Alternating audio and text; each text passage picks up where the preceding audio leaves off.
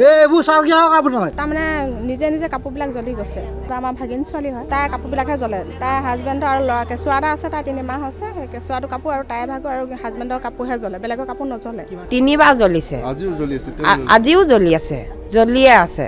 গাটো পুৰিছে দেছে মানে পানী ঢালিলেহে ৰক্ষা পায়, নহ'লে ৰক্ষা নাপায় তেওঁ।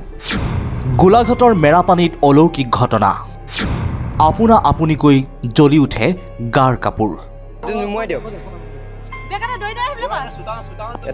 এই দৃশ্যসমূহলৈ চাওক। হঠাৎ আপোনা আপুনিকৈ কাপোৰ, ঘৰৰ বয় বস্তু জ্বলি উঠাটো অসমত এয়াই প্ৰথম নহয়। এইবাৰ গোলাঘাটৰ মেৰাপানীৰ নৱগ্ৰাম গাঁৱৰ নাৰায়ণ ফুকনৰ পত্নী সীমা কছাৰী ফুকনে পৰিধান কৰা কাপোৰত অকস্মাতে লাগে জুই। আজি ৰাতিপুৱা চাইছে কেঁচুৱাটো লৈ তাই লৈছেহে, তেনেকুৱা এটা জ্বলি গ'ল নহয়। চাদৰখন তাত পিন্ধি থকা চাদৰখন গাত পিন্ধি থাকোঁতে জ্বলি গৈছে। জ্বলিলত আমি দেখিলোঁ, দেখি কৰি নুমুৱাই গৈ তাই কাপোৰবিলাক সলাই দিলোঁ। তোৰ কাপোৰবিলাক সলাই দিওঁ বোলো, আমাৰ কাপোৰ পিন্ধা বোলো। কাপোৰবিলাক আমাৰ সলাই কৰি দিলত তাৰপৰা সেই চাদৰখন পেলাই দিলোঁ তাইৰ ভাগৰ, থৈ দিছোঁ আৰু ছাইডত ৱালৰ কাষত থওঁতে নিজে নিজে আকৌ জ্বলি গৈছে। য'তে থওঁ কাপোৰ ত'তে জ্বলি যায়। কালিৰ পৰা জ্বলি আছে, এতিয়াও জ্বলি আছে। আমি ৰক্ষাৰ কাৰণে বেলেগ জেগাত স্থানান্ত হৈছিলোঁ যদিও ইয়াতো মানে ৰাতিপুৱা দেখা পাইছোঁ। এতিয়া কি উপায় মোৰ মানুহজনী ভাল হ'ব লাগে সেইটোকে কৈছোঁ আৰু কোনোবা এতিয়াও জ্বলিয়ে আছে। বৃহস্পতিবাৰৰ সন্ধিয়া ভাগৰ পৰাই পৰিয়ালটোত এই আচৰিত ঘটনাবোৰ ঘটিবলৈ ধৰিছে। প্ৰথমে পৰিয়ালৰ লোকে সাধাৰণ ঘটনা বুলিয়েই ভাবিছিল যদিও পাছত পুনৰ 4বাৰকৈ মহিলাগৰাকীৰ কাপোৰত জুই লগাত আতংকিত হৈ পৰে। এইটো LED লাইট হয়, ইয়াত আন্ধাৰ কেনেকৈ জ্বলিলে এইটো নুমুৱাই দিয়ক। আচৰিত ধৰণে জুইৰ সূত্ৰপাতৰ উৎস জানিব পৰা নাই। অৱশেষত উপায়ন্তৰ হৈ বৃহস্পতিবাৰে নিশাৰ ভাগতেই মহিলাগৰাকীয়ে সমীপৰে মাতৃগৃহলৈ আহি নিশাটোৰ বাবে আশ্ৰয় গ্ৰহণ কৰে। কিন্তু মাতৃগৃহতো একেই পৰিৱেশ।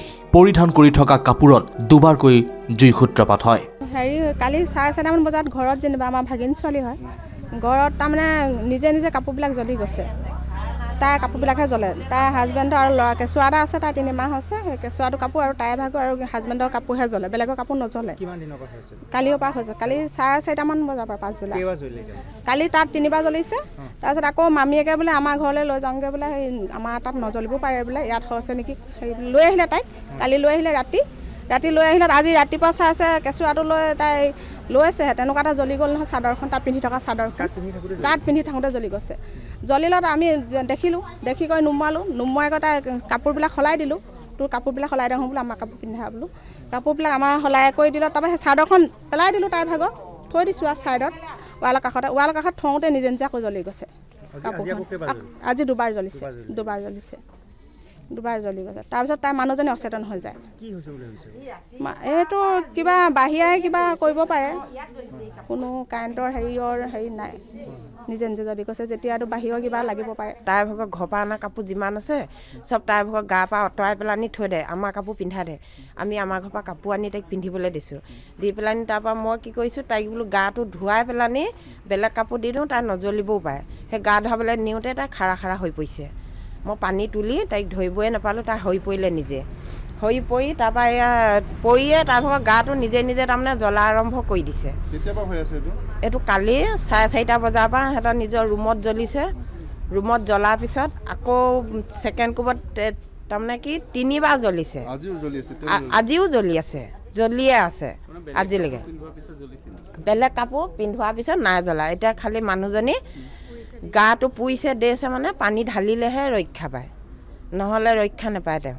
সেই কেঁচুৱাটোকো সেইবোৰ কৰিলে, ৰচুন খোৱালে, কিবা হেৰি মটৰ গুটি খোৱালে, সেইবোৰ ICUত ৰাখিলে 4 দিন। সেনেকৈ কৰি থৈ মানুহজনী মানে শান্তি নাপায়। মানুহজনী ঘৰৰ পৰা ওলাই গুচি আহে আগতে, সেইবোৰ কৰিলে। এতিয়া এই যোৱাবাৰ 2 মাহীত বোলে কাপোৰ কাটি নি সেইবোৰ কৰিলে, কৰি এইটো 2 মাহীত জ্বলি গৈছে মানুহজনী নিজে। এতিয়া কেনেকৈ এতিয়া কি ব্যৱস্থা কৰিবলগীয়া হয় ৰাইজে আৰু যেনিবা মানুহ ইমান এটা সিহঁতি উন্নতি পথৰ মানুহ নহয়, কিন্তু চবেই মানুহে যেনিবা সহায় কৰাটো ভাল লাগে।